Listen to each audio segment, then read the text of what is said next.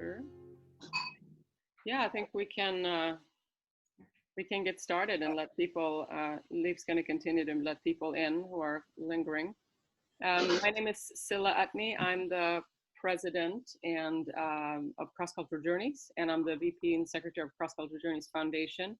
I'm up here in beautiful Bainbridge Island, outside of Seattle, and I am welcoming all of you to this first. We call it Unmute, and the reason that we're calling it that is because we want to make sure that we can keep a civil discourse, even in the midst of the. I don't know if all of you saw the debate between the current president and our incoming president, where then on the second they had to mute them. We're hoping that that doesn't happen today.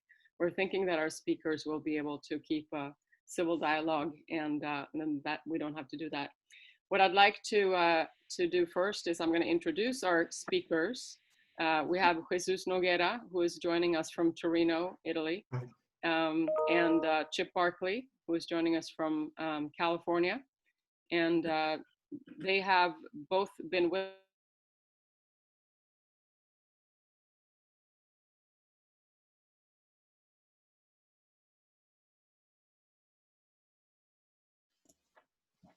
Oh, silly. Yourself, Silla. Got muted there for a second. Okay, did I mute myself? How much did you hear? Oh, I went to mute everybody and unmute you, but I wasn't able to unmute you. So. Okay, so now you can hear me. I don't know how much you heard there, but I was going to start to introduce our speakers. So Jesus Noguera is in Torino, Italy tonight. Thank you for joining us so late. I think it's after 10 o'clock there. For those of you who didn't see that in the invitation, he is currently in Italy, obtaining his Italian residency, but I think he will return to Cuba. His wife is Cuban Italian, and that's why they're over there for a few months in the winter. And it's snowing there today, I hear, Jesus. Yeah, we're gonna unmute you here in a minute. The next speaker, I think we can unmute the speakers actually, if I would do that. So Chip Barclay, are you unmuted now? I believe so. Can you hear me? Yes, we can hear you now. Thank you, Lee. So Chip joins us from, where are you, Chip, exactly? Mascadero, California. Cold today, 33 degrees. Yeah, it's cold. It's cold in all of our places where we are. So the reason for today's call, as I have stated in my invitation, is that we are doing this as a project out of the Cross Cultural Journeys Foundation, which is something that the former owner of Cross Cultural Journeys founded in 1997. And the foundation has always been a vehicle for our travelers to go on our trips to do a couple of things to stay connected to the communities and the projects that we visit on our trips. As you know, with Cuba, because of the embargo, we have not been able to maintain any kind of connection in terms of monetary donations directly to Cuba. But what we have done with this particular initiative today is that we're opening up the foundation account for you to maybe make a small donation. If you like today's call, we're going to follow up with you to make a small donation for us to get things like different products that are not available right now, for example. And Jesus is going to speak a little bit more about what that is. But for those of you who've been with us to Cuba in the past, you know that even things like very basic things that we take for granted here in the United States for artists and musicians are just not readily available for purchase there. So that's something that we can assist with. So that's at the and right now there is even a more kind of dire straits need for things like basic products for household goods. I heard from Jesus's wife a couple of weeks ago that it's difficult to even get things like soap and shampoo and things like that. So we'll keep that a specific account open for what we call support for Cuba and the Cuban people. And once we're ready to travel again, we will be able to then purchase some goods that we bring with us and give out there. And we can get back to that later. But I think a few more people have joined us. If you've just joined us, if you can please either if you want to be on video to make sure that your video is turned on, and if not, that's fine too. I'm going to, we're going to do a few things here. I'm not going to talk too much. This is about as much as I'm going to talk. I'm going to be asking some questions of our speakers, and that's how we're going to get started. And what I would like for all of you to do is to think about questions that you might have, and you put them into the chat box. So if you look in the middle of your screen, in the bottom, it says chat. We don't have a Q&A section, but we have a chat box. So if you click on that chat box, you can keep that open.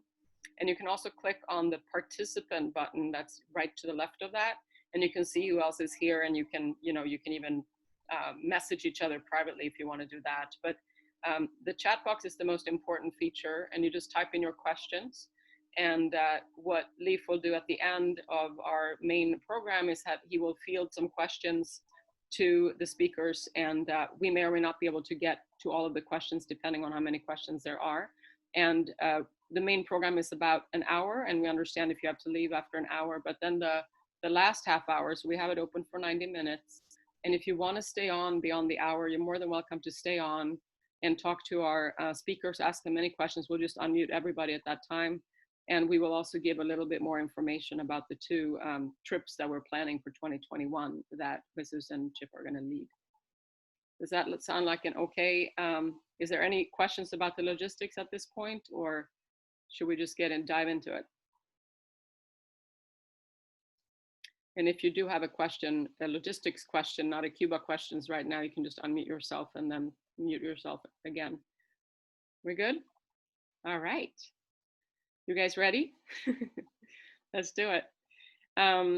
So one of the reasons that we thought about doing this now in the time of Cuba's history and the US-Cuba relationship is that it's been so back and forth. I took over this organization in 2015, and since then we've had basically three regime changes. So we had from the Bush administration to the Obama administration, and then from the Obama administration to the Trump administration, and now we're going into a new one again with Joe Biden as the incoming president. And the embargo is still in place. Things have changed quite a bit back and forth, and that's kind of what we're here to talk about, because we have two experts from two different perspectives in the field. And I'm going to start, the first question I'm going to give to Jesus, and I'm just going to ask you to give us a little bit of an overview of how you see Cuba's economy has changed so over the past decade during these different presidents in the US, and how was it maybe before, a little bit about before Obama. How did we get to what was going on during the Bush years? And also then what happened during the loosening of the restrictions during the Obama administration. And then maybe most importantly, to get to how has the Trump administration's more strict changes, how have they impacted Cuba and the Cuban people?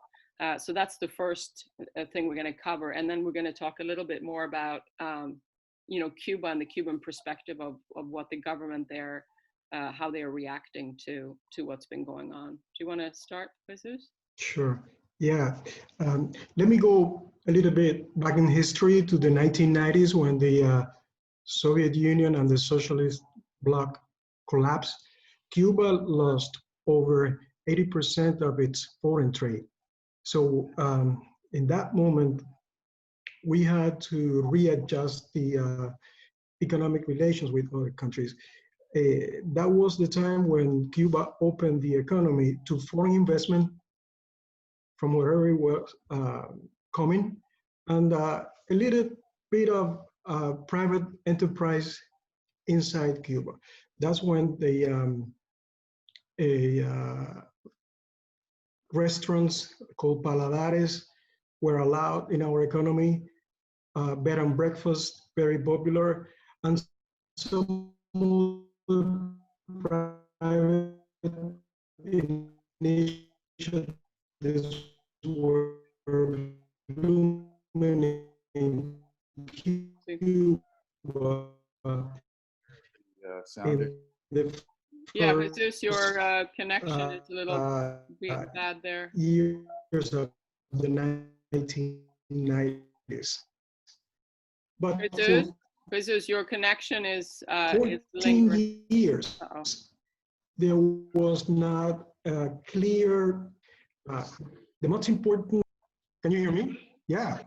No, not very well. Well, we couldn't hear any of what you just said because it slowed down. So I don't know if Daniela is, so if you have a shorter bandwidth in your house, maybe the rest of the family can be offline right now. That would be helpful. Do you think that would work, or turn off your phones? Yeah, that's a no worries. We'll get back to it. Can you speak now?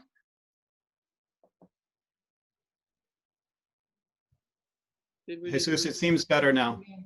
Can you hear me now? If it gets bad again, Jesus, try turning off your camera and we'll just, but it's good now. It's good. No, it's good now. It's good now. Yeah. Okay. Can you hear me now? Yes, we can. Okay, excellent. You didn't hear me at all? Anything that I said? We heard the first part about during the 1990s, but start over, please. Okay, I was saying in the 1990s, right after the collapse of the Soviet Union, the socialist bloc, Cuba began to introduce some changes in our Stalinist, Russian-style economy. And for the first time, private initiative was allowed in Cuba, private enterprise in small businesses, such as restaurants, cafeterias, bed and breakfast, but graduates from the university and all the people were asking for more and more changes. That never happened. Also, I was telling you about the economy in 1995 received foreign investment for the first time in more than 30 years. And some joint ventures were formed mainly in tourism and some other fields of the economy. The most important body in the Cuban society is the Communist Party. The Communist Party is even above the government. And the Communist Party in Cuba didn't have a meeting for 14 years. And so we were like flying blind until the year 2011. In 2011, the Cuban Communist Party, after a month of debate in the whole country, passed what is known as the guidelines, or better known, the updating of the economic model in Cuba. The guidelines were created a huge expectation in our society, and people really debated about the best ways to push the economy forward. And people gave ideas about not only the economy, but also the politics, the society, and so many other changes that were introduced little by little. Yes, Fidel Castro was sick, Raúl Castro took over, and we saw at the institutional level important changes in our economy that were creating a larger space for private initiative.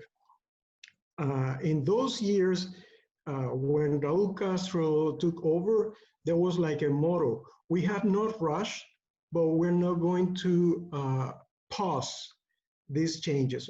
We're not going to stop them. We're going to make them happen.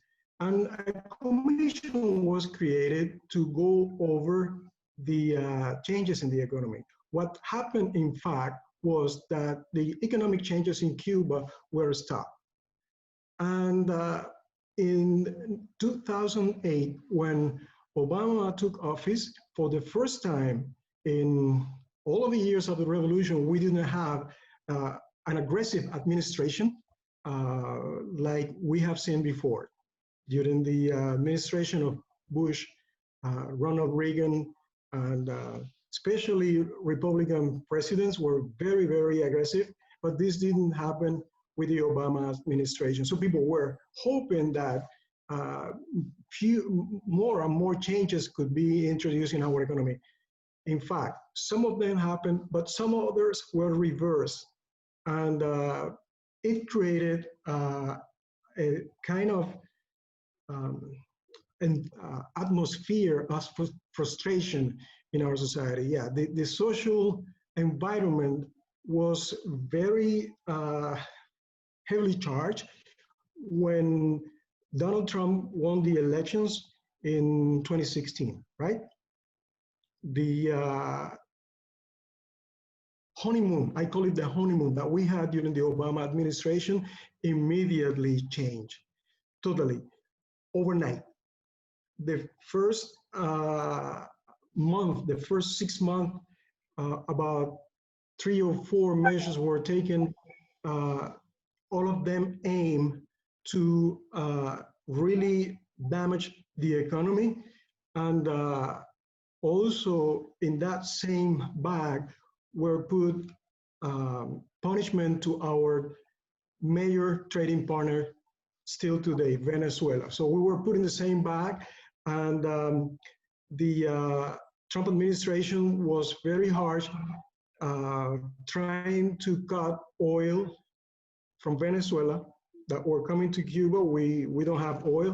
We were trading Cuban doctors for the oil in Venezuela, in Brazil, in Bolivia, where there were very left-wing governments.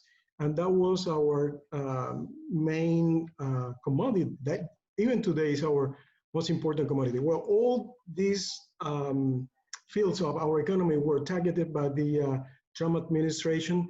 And in the last 4 years, more than 200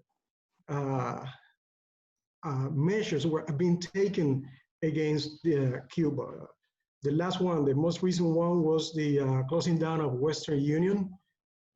To really damage the remittances that are coming to Cuba from the United States. They calculate over $1 billion every year. And sadly, Western Union offices all over Cuba were shut down recently. That is something that is, in my humble opinion, one of the worst measures taken against Cuba in these very, very harsh years of the crisis that we have been facing. This is the scenario right now that I call the perfect storm, because honestly, we haven't been able to make our economy efficient.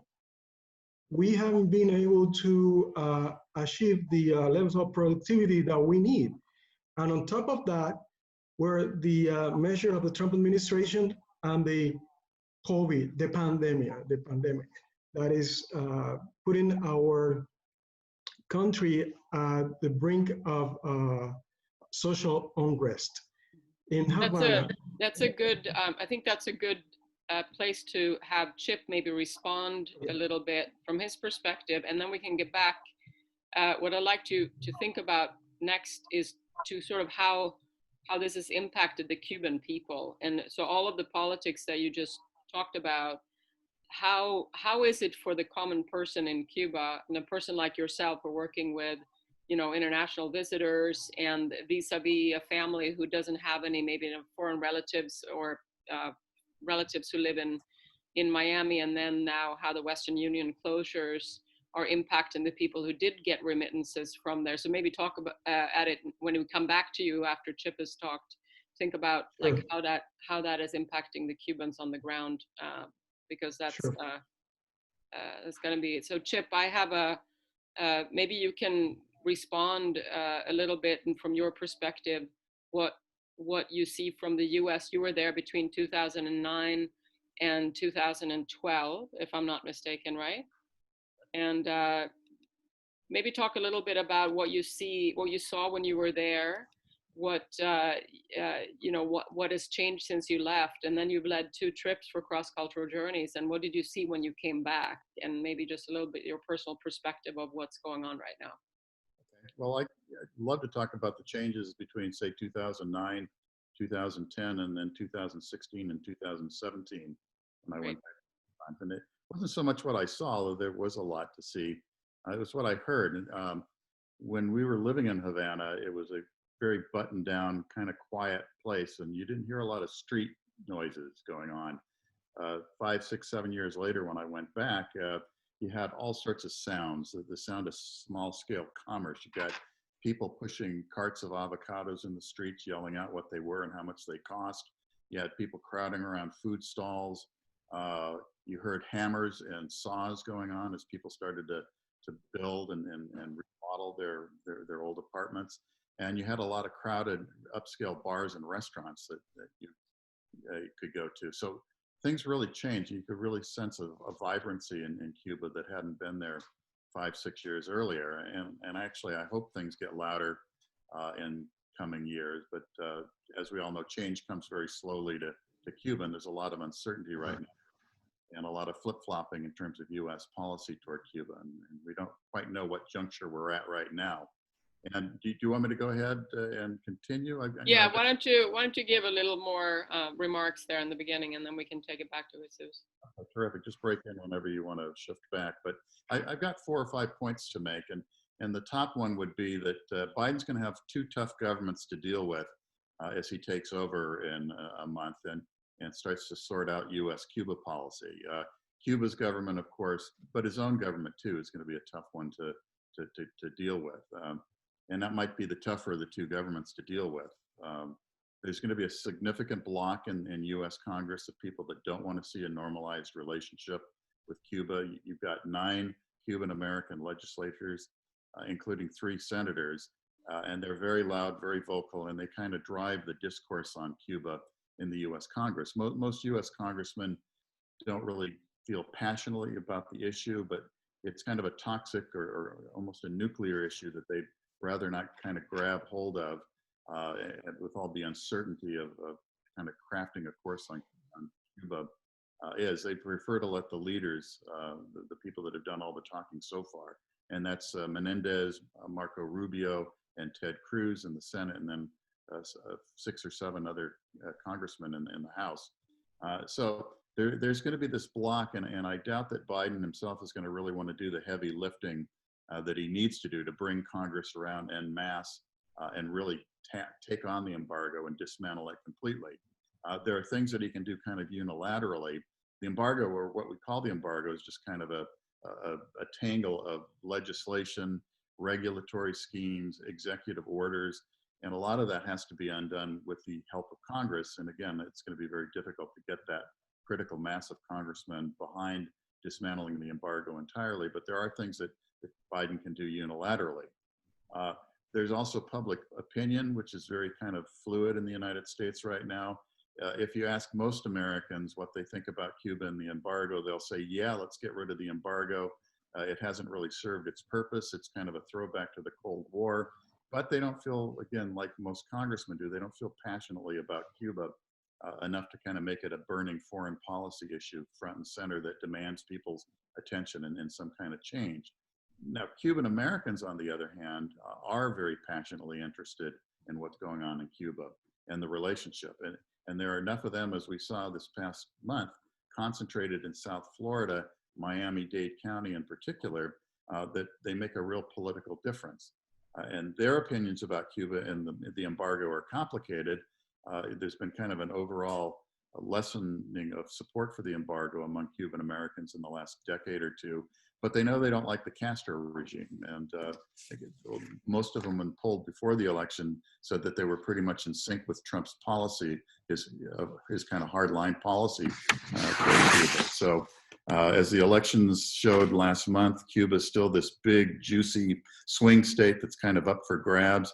And Latino and Hispanic voters make up a very important part of the electorate in Florida. And that's not just Cubans, but Latin Americans from, say, places like Venezuela and Central America, Nicaragua in particular, folks who kind of left their home and settled in the United States as citizens because of their opposition to the kind of left-wing populists like Hugo Chavez or Nicolas Maduro or Daniel Ortega, and not to mention the Castro brothers and what they've done in Cuba.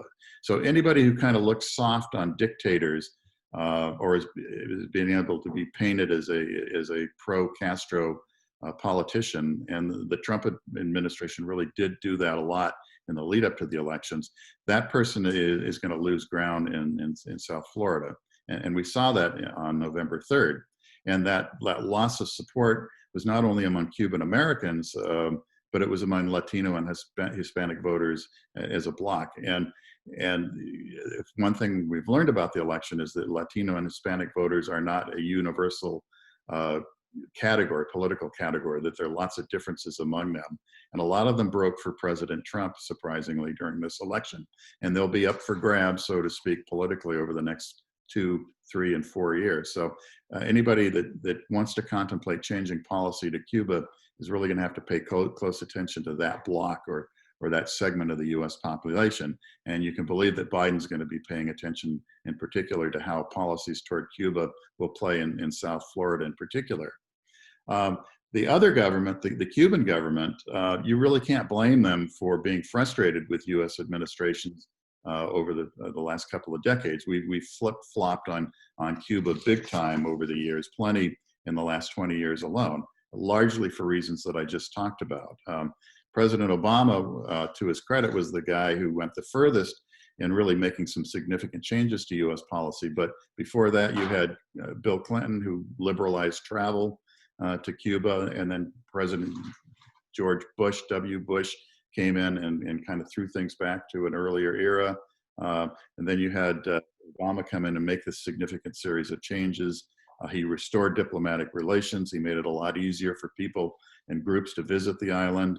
And then tens of thousands, as you know perfectly, started to visit the island in 2015 and 2016, and really made a huge difference in the lives of ordinary Cubans, and contributed to this noise level and this sense of vibrancy that I witnessed when I went back there a couple of 3 times.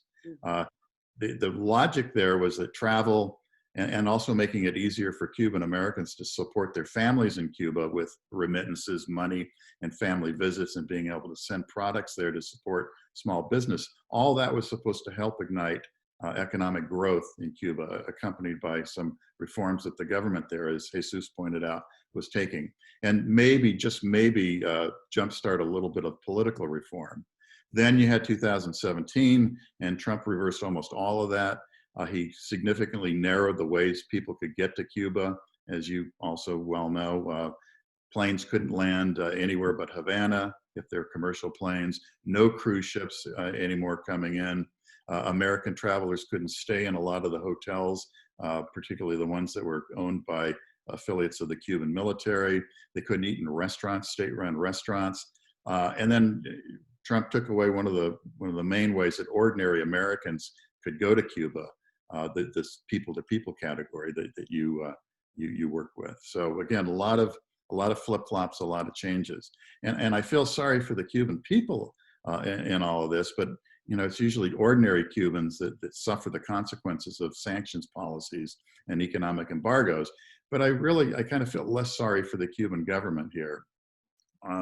As Jesus kind of pointed out, it could make some changes of its own to make it a little bit easier for the Biden administration to re-engage it. But its attitude toward the United States is still very tough, very hard. It considers itself the victim in the relationship and doesn't think that it should make any concessions toward the United States to get it to do what it should be doing in the first place, which is completely dismantling the embargo. How am I doing? Do you want to break in at this point? Yeah, I think this might be a good time to turn it back to Jesus and follow up on that. I'm interested, Jesus, if you can talk to those who haven't been to Cuba in a few years, to maybe talk a little bit about the Cuban government currently, and your president, who is not one of the Castro brothers, but Diaz-Canel, right? And just talk a little bit about his role. He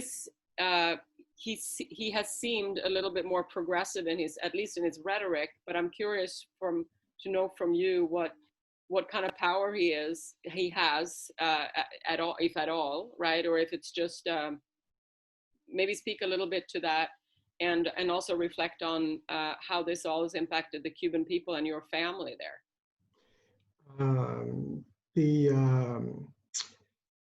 Last year there was a new constitution. We passed a new constitution in Cuba. We reformed the political structure of the government. A very important law was passed in which every official of the government could not be in the same post for more than 10 years. Elections, there are elections in Cuba. We could go some other time on that, but every 5 years, there are general elections in Cuba to elect the president of the government. Now the president of the government could be re-elected only once. So 5 years the first term, 5 more years the second term, that would be the maximum years of Cuban officials. The fact is that the Communist Party in Cuba is the one who is in charge. And we still have Raúl Castro as the head of the Communist Party. That's where the power is. Yeah, the power is in the hands of the Communist Party, and Raúl Castro said that in April this year, next year, 2021, he will step up. We will have a new head of the Communist Party in Cuba, probably Diaz-Canel. That would be like in chess that you put the king here and the rook over there. What do you call that move? We say enroque in Spanish, but you will see a change of roles. And we have a vice president and a prime minister, and they already know how the chessboard is going to be moved. In any case, the fact is, do you think that's going to change the way in which the government or the Communist Party is involved, or is it still going to be the same as it is now and just switching? I don't think it's going to be the same. Okay. They know better than me. I am not that smart. I'm not that as smart as they are. They are in very important positions. And I realized that the current situation is by far impossible to keep. So there will be changes in Cuba because people are asking for changes. I just want to tell you a little bit about the life in Cuba right now. Yes, please. This year, in January, the impact of all the measures that Chip already very well explained, the lack of cruise ships, the airplanes not going out of the city other than Havana. The most important market for Cuban tourism is Canada. Number one, 1 million Canadians are flying to Cuba every year. Number two is the US. 400,000 Cuban Americans are coming to Cuba, and then more than 200,000 Americans are coming to Cuba. So it's 500,000 people. And all of a sudden you have reduced that number of people going to Havana. No cruise ships. You see taxi drivers going around the city without any client, tour guides on the street, and tourism is on top of the list of the most important fields in the Cuban economy. That was the beginning of the year. And then we have in March the first case of the COVID, and the borders were closed. All of a sudden, no airplanes at all. No one is coming in, not a single vessel bringing food. Our agriculture for years have been very inefficient, and we haven't been able to produce the necessary amount of food that we consume in Cuba. We're importing rice from China, we're importing chicken from the United States and other countries. I said before, the most important field in our economy was doctors working abroad. Imagine doctors in Brazil, doctors in Bolivia were sent back to Cuba because, yeah, right-wing governments there totally broke the relationship with the Cuban government, and they sent Cuban doctors back to Cuba. So that was the scenario in March when the crisis began. And lines were huge. People were making lines for 3, 4, 5, 6 hours to buy rice, to buy a piece of chicken, no other meat, no fish. It was even toilet papers and toothpaste uh, gone with the wind. Not all of a sudden, nobody was bringing anything from the United States, from Panama. There were no mules, people bringing stuff from abroad. That is the scenario in Cuba right now. And no tourism, no remittances. It's complicated. So they have to change, and they will change. How deep is going to be that change? We'll see. How do people get their food right now? Where do they eat? How do they eat? People, well, still, we in Cuba, there is the ration book. There's a subsidized market. If you have hard currency in this very minute, you are in a great advantage in relation with other people in Cuba, because there are stores that open, but you can only buy there if you have US dollars in your bank account, or euros in your bank account, or any other foreign currency. So there is a gap between the have-nots and the have and the have-nots that is growing and growing, and the social discontent is also growing. Exactly. Yeah. Thank you. Chip, do you want to reflect a little bit on here? Just to say that, again, there are some things that the Cuban government could do that would make it easier for Biden or any president to kind of address the issue of re-engaging, normalizing fully the relationship and dismantling the embargo. And I think key among them would be just sort of acknowledging that there are growing numbers of Cubans in Cuba that are tired of the status quo and want to see some significant change, and then affecting some sort of mechanism to start a dialogue with civil society in general. I mean, they don't have to sit down with elements of the opposition necessarily, but sort of come up with a way to really address and engage civil society more meaningfully than they've been willing to do. The other thing, again, and I want to be careful about how I put this, because I'm not trying to twist arms or saying that arms should be twisted. And I know the pride that the Cuban government has in terms of its relationship with the United States. But the other couple of things would be deepened economic reform and sort of reversing some of the reversals that took place in the last couple of years, giving more space to small and medium-sized entrepreneurs and enterprises in the economy, and not making it so heavily managed by the state with such a large state presence. Investment climate could be changed. And there are lots of things that the government could do there that are really in its own interest and in the interest of Cuban citizens across the board. The third element would be Venezuela, reducing its relationship with Venezuela, its political relationship. The economic one is very complicated with the oil and the kind of the barter arrangement they have, but really there's a lot of support that Cuba provides the Venezuelan military and its intelligence services, and that's been a real bone of contention, and it's made the process in Venezuela, which is very difficult in and of itself, much more difficult. So again, there are some key things that Cuba could do sort of unilaterally. And, excuse me. Sorry. I should turn my phone off. But those are the kinds of reforms that really are in its own interest. And regardless of when it happens, it would just certainly make it easier for President Biden or anybody to overcome this resistance in the U.S. Congress toward normalizing fully with Cuba. And Chip, how quickly do you think Biden, I mean, in your best guess, how quickly do you think he's going to sort of take on Cuba, for lack of a better term.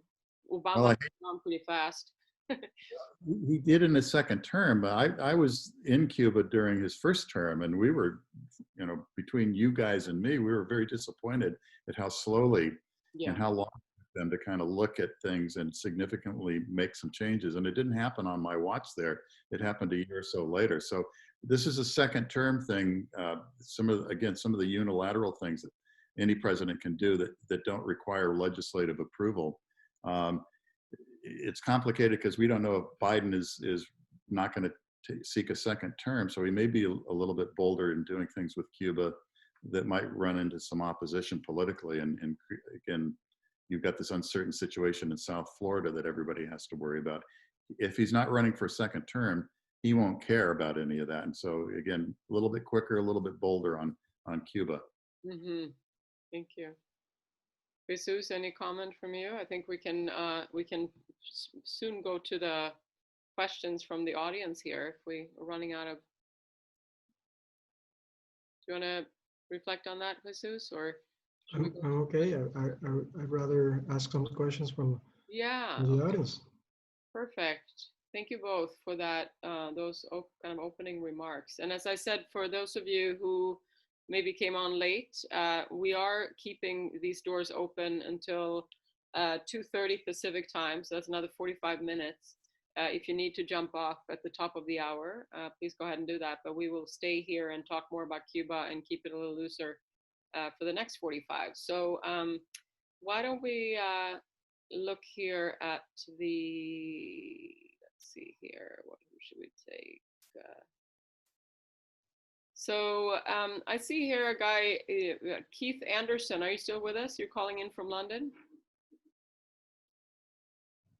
He's gone to bed. I'm here. No, I'm yeah, Keith says, I'm joining. Thank you for joining us. I'm not traveling for CCJ, but I have been to Cuba about 15 years ago and belong here to the Cuba Solidarity Campaign. I'm a friend and ex-colleague of Wilford Wells. She's the former owner's husband. And I met Chip when he was a speaker at the annual Latin America conference in London a few years back. Welcome from London. Do you have a question for either of our speakers today? I have a question which I put on the chat, but Chip has almost answered it. It was really, if the Democrats can flip the 2 seats in Georgia, that gives them just about control of the Senate, with Kamala having the casting vote. But even then, I have to wonder where Cuba will sit in his priorities. There's an awful lot that he has to attend to. And whether he will choose to spend political capital early on that is open to question. And just going back to what Chip was saying, maybe he thought maybe a single term might make Biden bolder. But if you take the Democrats' view more broadly, one of the worries surely must be that in 2024, we're likely to see a Trump clone as the candidate from the Republicans. The Democrats, by then, in my view, will have struggled to do a lot of what they're aiming to deliver. So I think there's a serious risk that whoever the Democrat candidate is next time round will have a tough time against the Trump successor. So that might play into the willingness of Biden-Harris to do something serious about Cuba. I agree. I think you put your finger on it. If the Senate does go to the Democrats after the Georgia elections, one thing that would make it easier for President Biden to do is to name an ambassador to Cuba. We currently, I think we got a charge d'affaires, a temporary storekeeper. It'll also make it easier for him to kind of restaff the U.S. Embassy and provide consular services to Cubans. And that's very important to the Cuban American community in South Florida, is allowing those flows back and forth for family visits, people, grandparents going up to see their grandkids from Havana and things like that. Remittances might be another thing that he'd be willing to do sooner rather than later, make it easier for Cubans to send in larger quantities of money down to the island. Right now, under Trump, it's $1,000 every quarter, which is not very much money. And as Jesus pointed out, that's even been staunched because of the closure of the Western Union offices. So there are things. needs. But the climate is still going to be very difficult for any president under, current and foreseeable circumstances to make big, bold gestures on Cuba. Thank you. Keith, I hope that answers your question. I have another question here from Lois Rowade. Sorry, I'm butchering your last name. Says, will the social, this is a question for Jesus, will the social protests turn into political protests? And if so, does it have a chance of any real success? I'm assuming that you're asking that about the Cuban people, or are you asking that about the US? I'm curious if you can clarify, because it could be either, right? Lois, are you still there?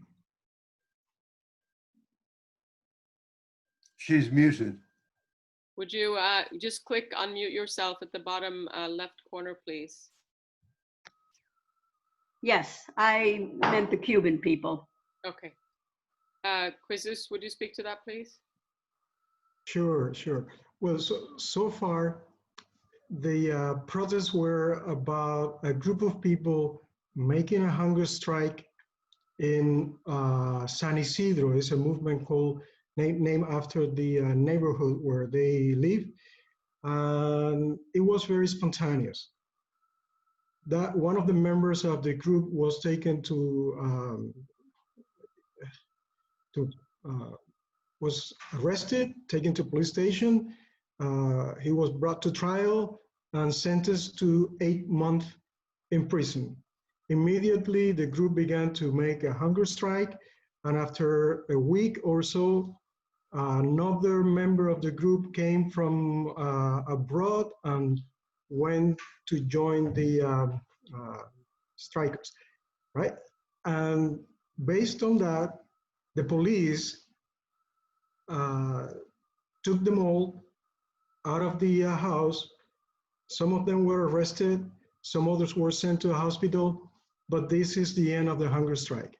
The next morning, a group of 300 people went to the Ministry of Culture in Havana to protest. And they began to sing songs, they recite poems, and they were there until the vice minister took a group of 30 of them, had a meeting, and come up with the idea to have another meeting this week, someday between Wednesday and Friday, today. That meeting is not going to happen. Today, this morning, the government said we're not going to meet with them. There were certain things that you asked for, and we're not going to have that meeting because you're pushing so hard, you're asking for this and this and these conditions, and we're taking no conditions. That's very bad. I mean, a protest that is for some social issues, indeed, that protest could escalate and to political demands, of course, and economical demands. There is a lot of frustration and anger deep inside right now because of the crisis I have described already. I think, in my opinion, that there is still a lot of capital in the hands of the government to deal with the crisis. They have done it before. This is not going to be the first crisis. The worst before this one was back in the 1990s, in 1994, I think, when people went to strike on the Malecon. It was called the Maleconazo. But let me tell you this, the Cuban situation nowadays is not the same of the situation in Cuba back in the 1990s. The social panorama, the political environment, the economic issue is totally different today than back then. Cuba is more connected nowadays. The mobilization of the people on the social media is immediate.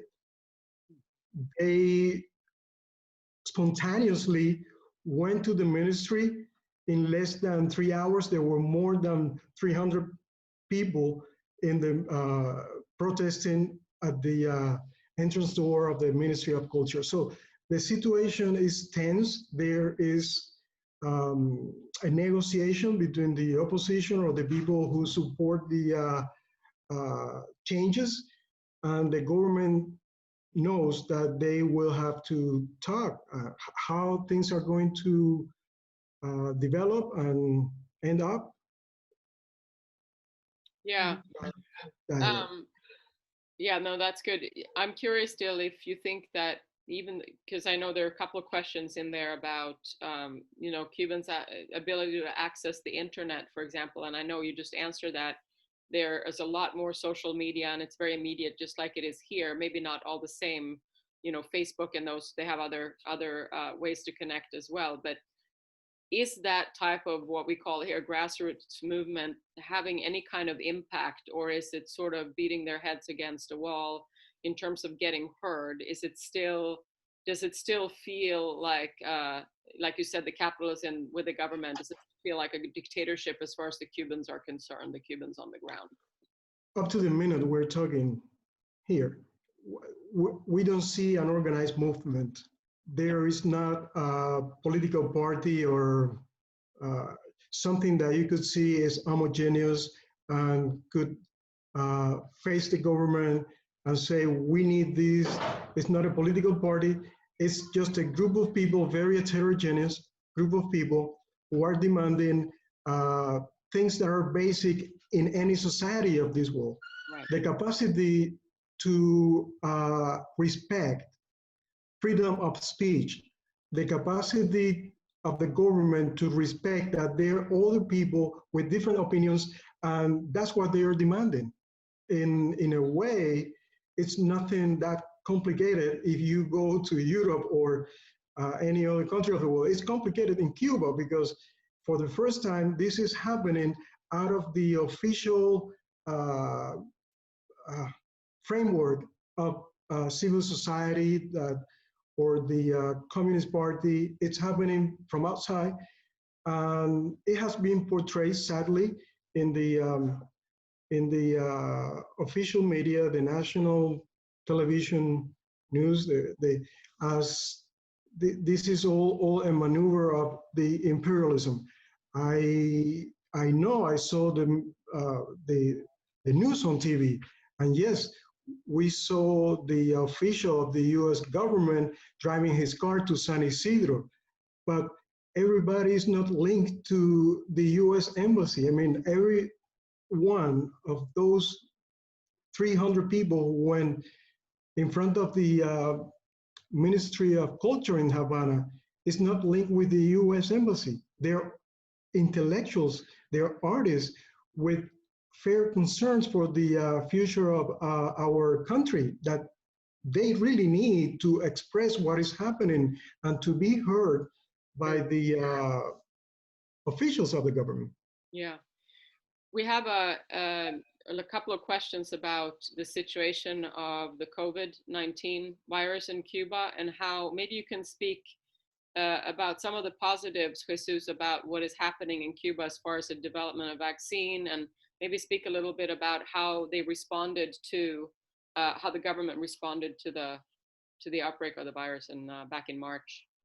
The response to the COVID, it's far beyond belief. Since the very beginning, there is a lot of experience.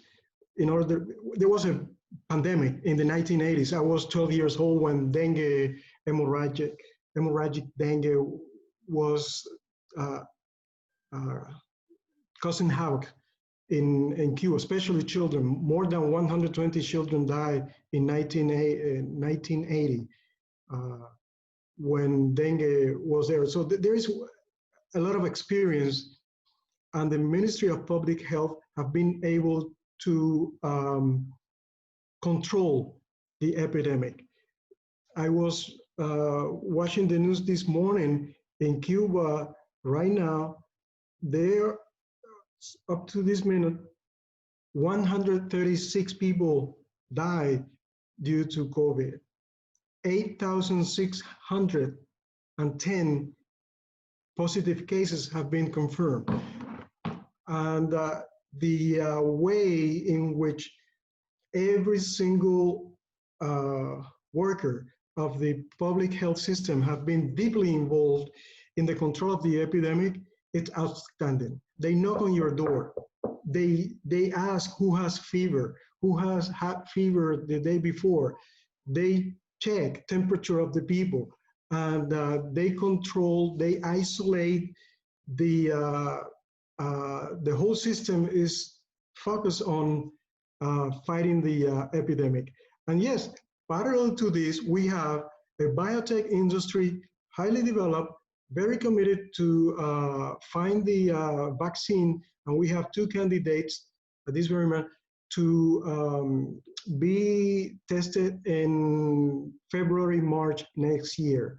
So those are going to be two Cuban vaccines that will, first of all, benefit the Cuban population, of course, but who knows if also people from abroad, from the United States, from anywhere in the world, could go to Cuba to get the vaccine, the Cuban vaccine. That is, I'm totally for it. It's amazing. That would be an interesting thing to include on our trip. If we don't have a good vaccine here yet, but we have one that works in Cuba, maybe we can have people do that and pay $15, $20 to get a shot. We'll get back. We'll get back to you on that one if that happens. The protocol to get into Cuba, you could go without having any test. They will make you a test at the airport, and you will have to wait in the bed and breakfast or the hotel where tourists go for 5 days without going out, to wait for the result of that test that would be done at the airport.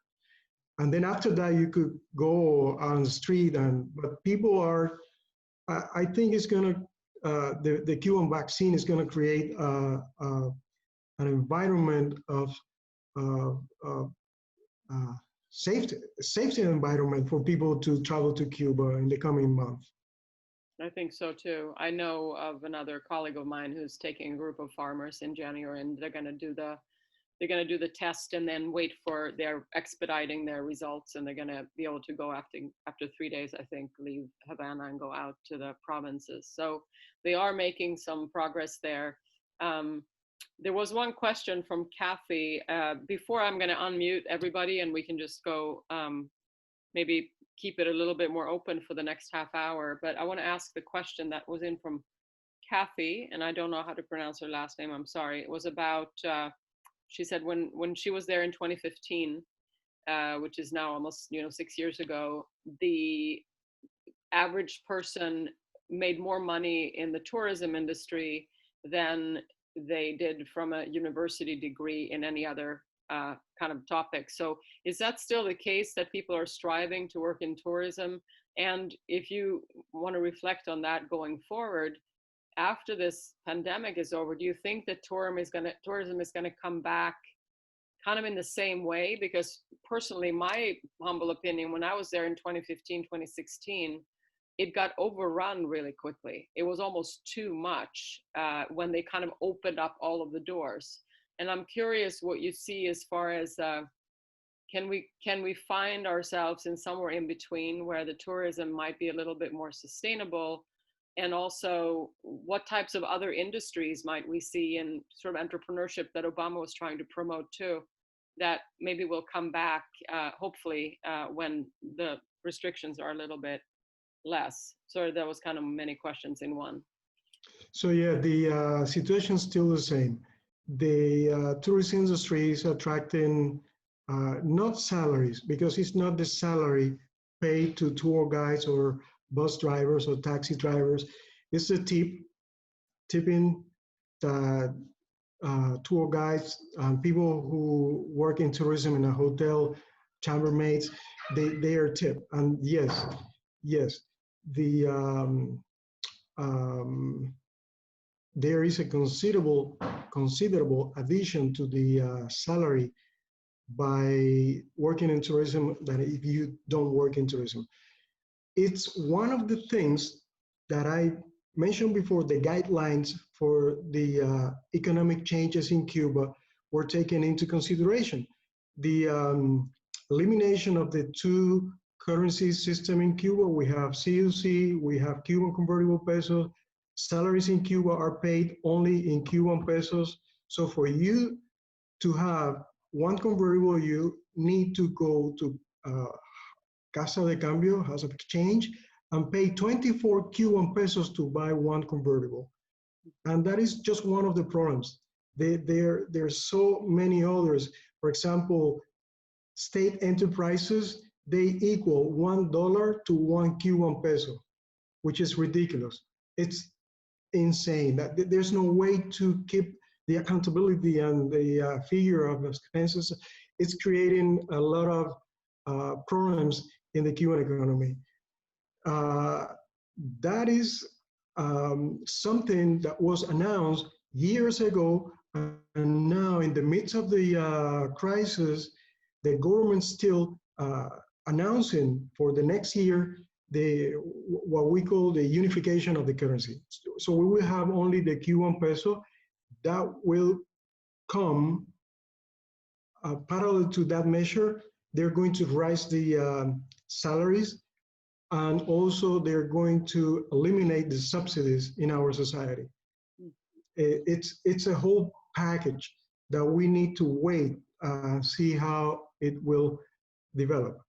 So that's the first thing we have to pay attention in Cuba next year, how all this monetary issue is going to develop. Right. Hey, Chip, you've been quiet for a while here. I know that Leif has he's outed me to everybody that I should remind you that it's 2 o'clock. So if anybody want to get off, it's actually 2:06 already. We're going to stay on till 2:30. Right now, I think we're going to open it up. We're going to have Chip maybe speak for a couple of minutes and just some remarks to what Jesus just said. And then I'm going to leave it to both of them to speak a little bit about the 2 trips that we're going to. We've already put them up, actually, one for May 1st through 9th of 2021, and one from August 28th through September 5th of 2021. And hopefully we are pretty confident that we can travel at that time. And we have opened up the registration, and you're certainly welcome to put down your deposit, which you will get back if you for some reason can't go. We will let you know, and we can repay your deposit. But I know that we had several people signed up for the trip that was supposed to happen last year that we had to cancel. So hopefully they will come back. Jesus, are you still with us, or I think he's frozen. But Chip, why don't we turn it to you, and maybe you can.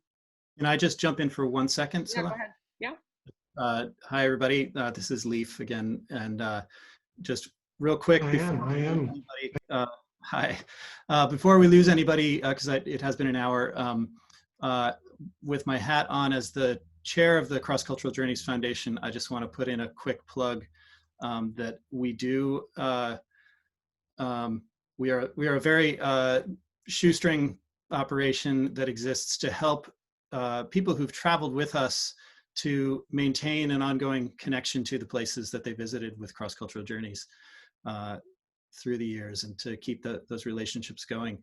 And so if you would like to support our work to help support the Cuban people through educational programs like this today, and through direct support, where we bring, as Scylla mentioned at the beginning, we bring supplies, we buy supplies to bring with our groups to Cuba when we're able to resume those, whether it's medical supplies or musical instruments or things like that, then you can donate to the Cross Cultural Journeys Foundation at the link that I posted in the chat. I'll paste it one more time. Now back to your program. Any amount is fine. I think we have a suggested amount in there, but you can put your own amount too. If you just want to give $10, it's totally fine, or nothing is fine too. Anything is appreciated. And also I posted the link to the itinerary for the upcoming Cuba Life Behind the Headlines trips that Chip and Jesus will be leading together this coming year. Chip, do you want to, I'm wondering if, Jesus, are you still there? It may still be frozen. He's still frozen. Maybe you can see if you can ping him behind the scenes, Leif, and see if you can get him back. Chip, do you want to do a little bit of closing remarks there? Jesus was just talking about? I don't have a whole lot to add to what I am here. he's back. He's back. Your image is frozen, Jesus. Okay. The only thing I would stress is just how difficult it is to convey how unfair the dual currency is to ordinary Cubans, and how it really has stratified Cuban society in a way that maybe even more brutal than capitalism itself did back in the day. It makes it virtually impossible for anybody to buy anything of Okay.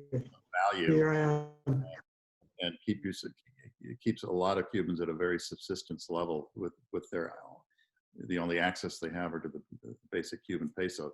That said, it's going to be very difficult and super expensive for the government to institute this monetary reform that it's contemplating, and that's one of the reasons why they're taking their time to do that. So they really they found themselves in a real pickle here.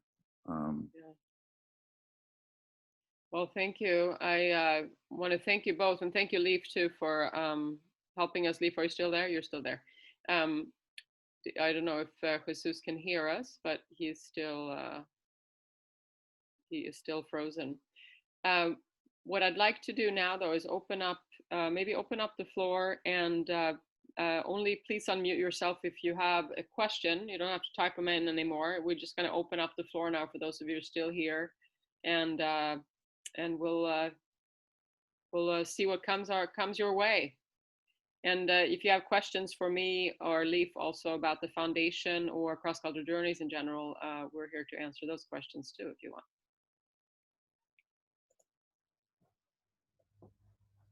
Not everybody at once now. Are they allowed to unmute themselves, Leif? They are, right? Yes, people should be able to unmute themselves. Okay. I have a quick question. I'm curious, Chip, maybe this is for you. In the past, the last round when Obama began the opening of trade and travel to Cuba, a lot of that was driven by U.S. industry pressure from a lot of agricultural states in particular, as well as the travel industry, of course, and some other industries. What's that? U.S. Chamber of Commerce is on record. Right. Yeah, U.S. Chamber of Commerce. So I'm curious, just if you could say a little bit more about the political forces that are at play there, because my sense is that they're less organized around the Cuba question right now than they were 4 or 5 years ago. But what are you seeing?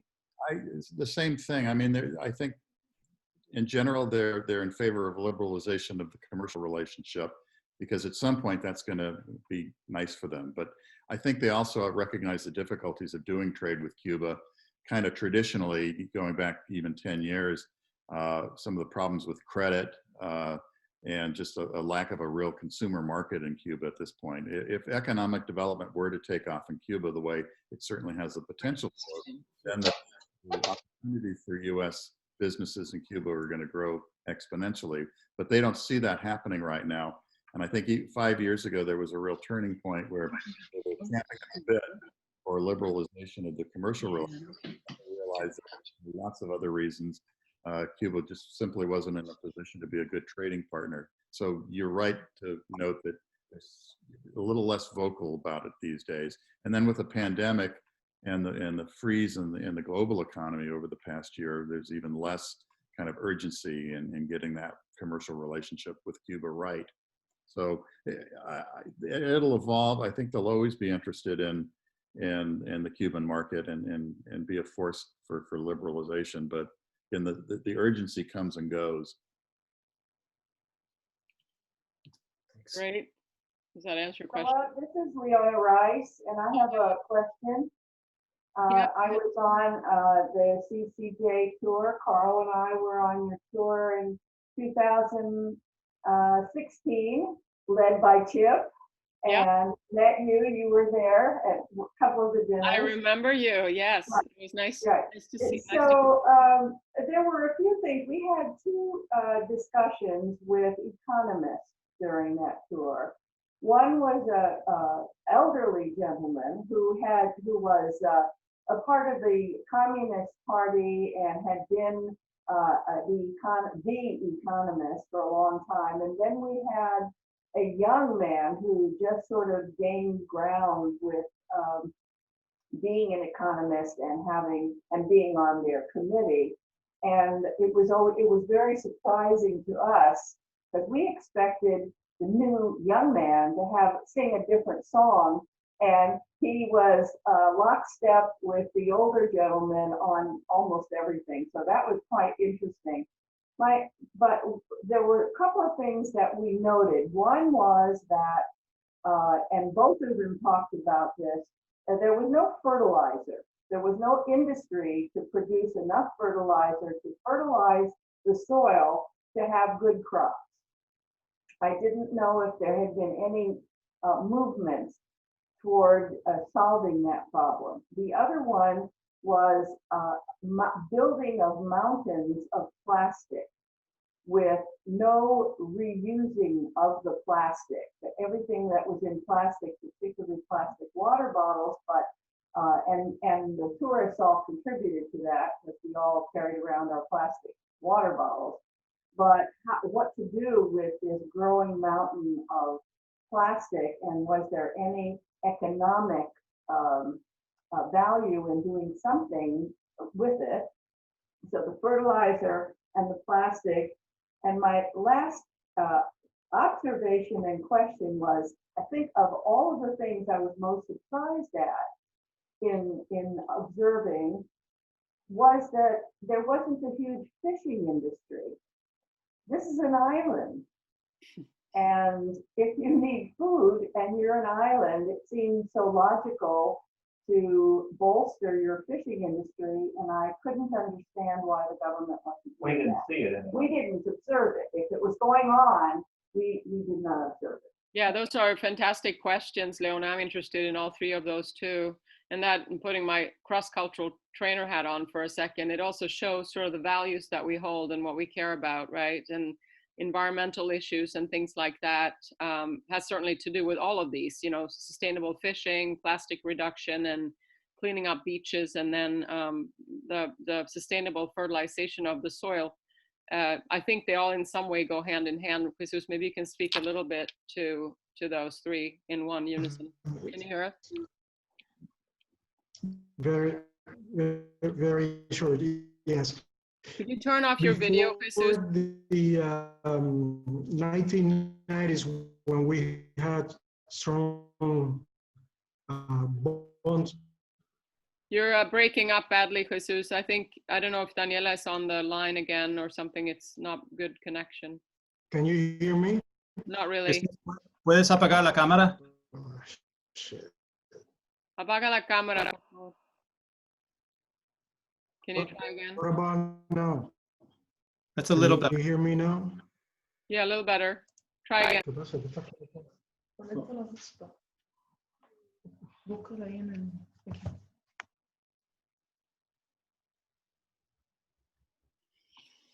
Everybody stretch while he's doing that. Stretch. Hi, Bonnie. How was New Orleans? You're muted. I can't hear you, but I can see your pretty face. Hi, Pops. Hi, David. How you doing? Good. Good to see you. Thank you. I got the book. Oh, you did finally. I did. I got it. If it's the Havana Blue, I got it. Enjoy it. Yes, thank you. I haven't started yet, but I will. Thank you so much. That was very kind. You're most welcome. David sent me a book here recently from a Cuban author that it's a trilogy, right? Oh, he's written 7 books. Oh, wow. Yeah. This one has 4 in the series. Okay, cool. Jesus, estás de vuelta. I think you're frozen again. Maybe Chip, I don't know if you have any. Can you, Jesus, are you there? I am here. Can you hear me? Yeah. Yes. We can hear you better now. Can you hear me? Yep. Sí. Okay, I wanted to say that before the collapse of the Soviet Union, we had all the fertilizer that the Cuban agriculture was using for 30, whatever was necessary was coming from the Soviet Union.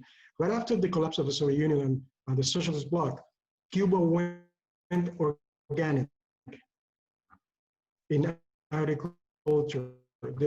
There was a huge national movement We can't hear you.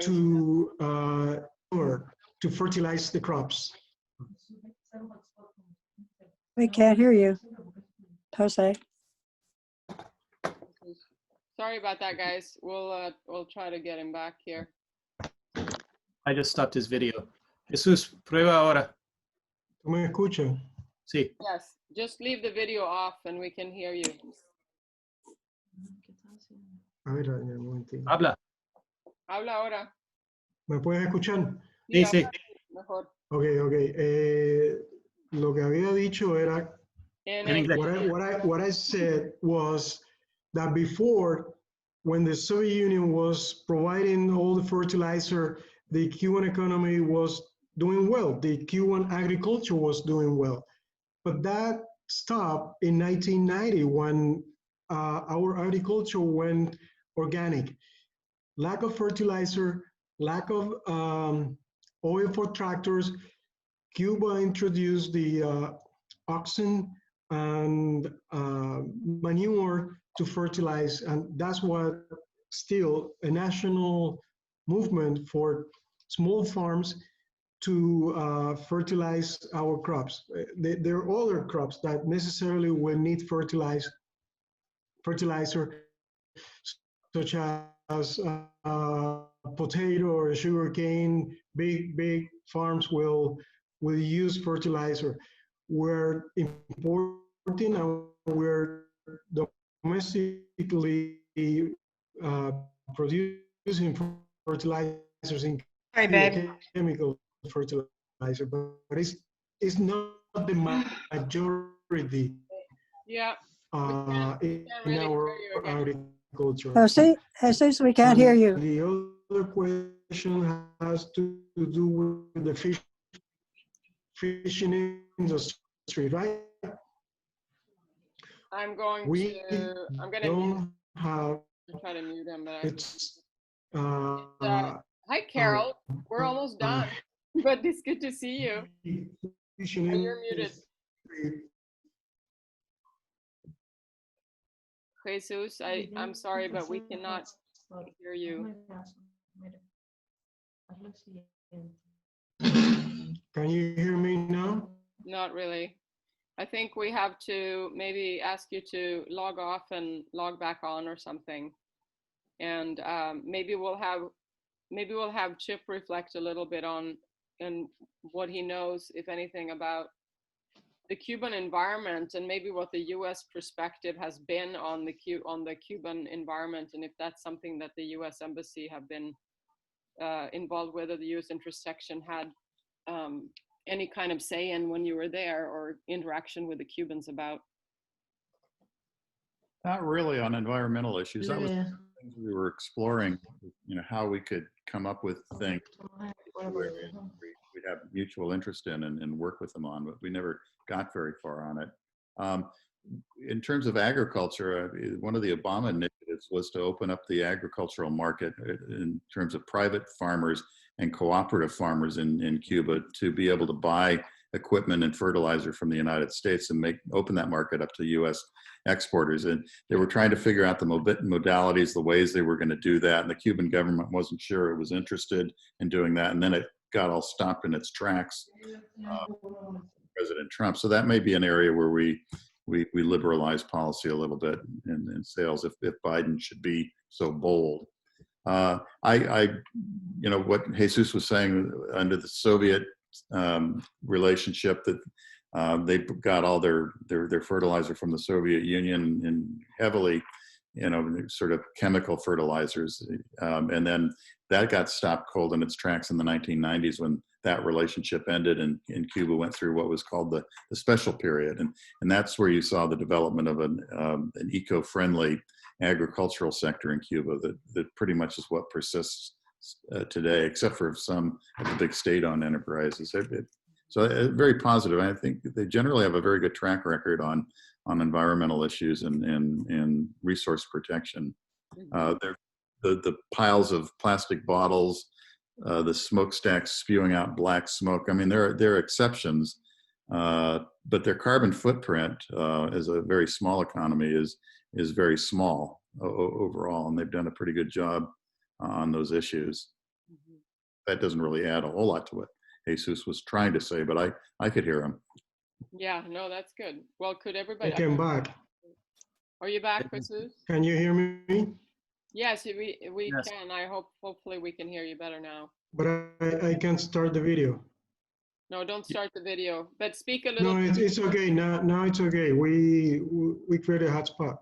Okay, perfect. Can you talk Okay. a little bit about the fishing, because we didn't get to talk about the fishing industry and why is that not a vibrant industry in Cuba? With the Cuban fishing industry happens exactly the same that was happening with the agriculture. It was subsidized by the Soviet Union, and we had all the oil we needed and all the vessel boats and all the outputs coming from the Soviet Union. All of a sudden, they disappear, and the government is reluctant to create small cooperatives and private initiative, even in the fishing industry. And most of the fishing industry right now is in the hands of the inefficient state enterprises. That is one of the reasons why. But if you go to the private sector, take for example the private restaurants in Cuba, that they pay good prices for the fish people catch out of the Malecon or somewhere else. In Trinidad, you have a booming fishing industry. You go to any restaurant in Trinidad and you could buy lobster, shrimp, you could buy good fish, fresh fish. But you go to a state-run restaurant, you don't get to see that. So there is a balance or imbalance. The state-owned restaurants play by the rules. Everybody else buys. Exactly. We had tremendous seafood when we lived there for 3 years, and people coming up to our gate with burlap sacks filled with lobster tails, which you could buy for $2 a tail. It was just phenomenal. Or red snapper. So yeah, there are a lot of people fishing out there, and there's an abundance of it, but they haven't commercially made a go of it. Can I ask a follow-up question there for you, Jesus?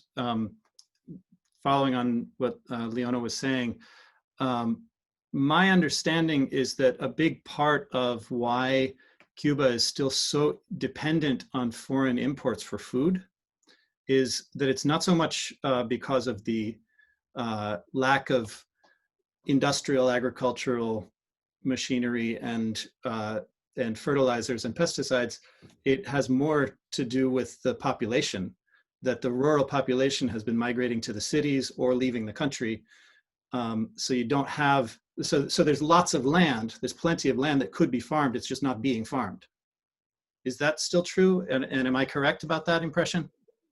No, you're right. But that is one of the many issues that we have in current agricultural scenario in Cuba. In 1959, there were 6 million people in the Cuban island, and 80% of the population was living in the rural areas back then.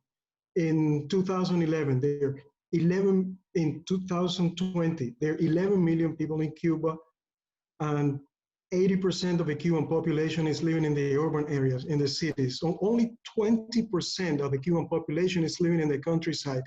Out of that 20%, 12% is directly involved in the agriculture. And if you have a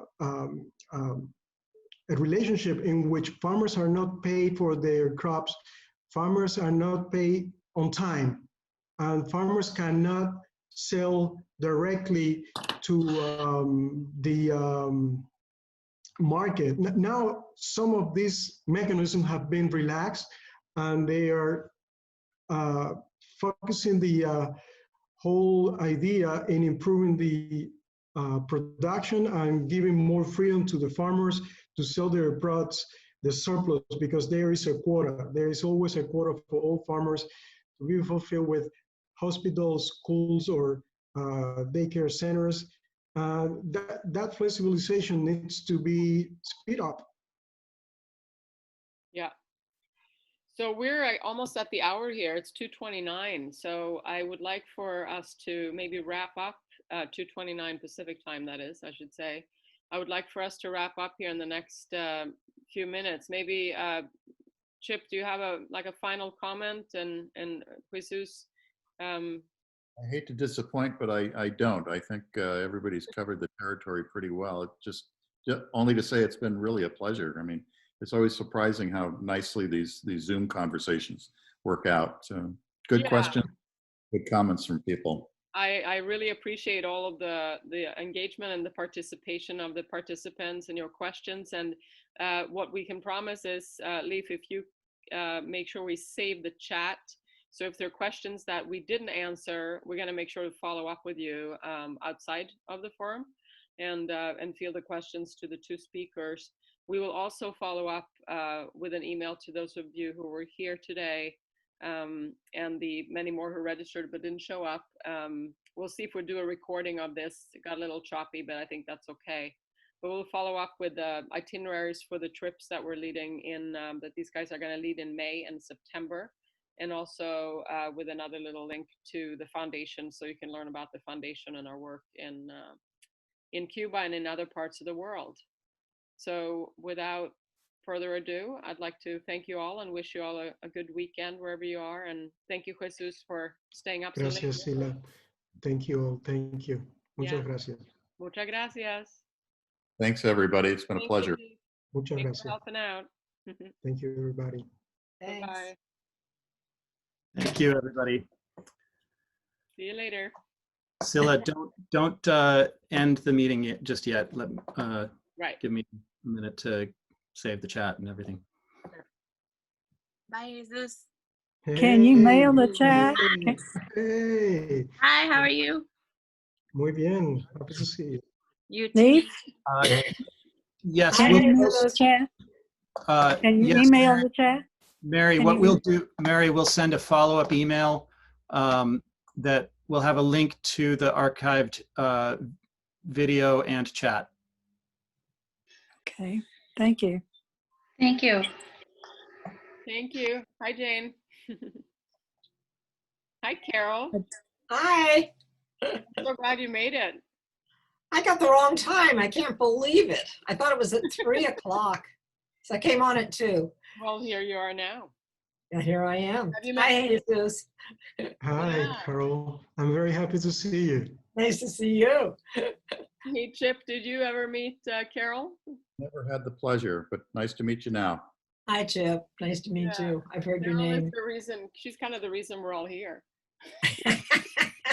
Without you, we wouldn't have been here. Carol is the founder of Cross Cultural Journeys back in the day, 1991. Yeah. Yeah, led so many. Love Cuba. Yep. Yeah, and Sybil is here too, who is our. I saw Sybil. There she is. Hi, Sybil. Sybil is she's our, what do we call you? Book treasure, book queen behind the Book scenes. queen, bookkeeper queen. Bookkeeper, but this sounds, bookkeeper is, yeah. Financial queen. Is the bookkeeper queen behind Cross Culture Journeys Foundation. Yeah. For how many years, Sybil? 20? 30? 20 years. Yeah. Hey, Pops, where are you? You look like you're in a boat or something. Where do we catch you? Are you in a Emergency room in Truro Hospital. You're in emergency room? Yes. Oh no, I'm sorry. Are you okay? I'm in ICU. I had a minor stroke 4 days ago. Oh my goodness. I'm so sorry to hear that. Are you in New Orleans? Yes, we are. Okay, well, it's good to see you. Wow. And I hope you get well. Too. Yeah, well, you look sort of well. I mean, I could tell you were lying down. But I will read the book and I'll get back to you. Good. Oh, good. Yeah. Well, blessings to you and Joanne. Well, thank you, because we hope to be joining you in September. Oh, good. Perfect. You'll be joining Chip and Jesus. I may or may not go Great. on those trips, but we'll see. Well, we have a few lingerers here. It's a people want to. Bye-bye. Bye, Carol. Bye. Adios. Bye, Sybil.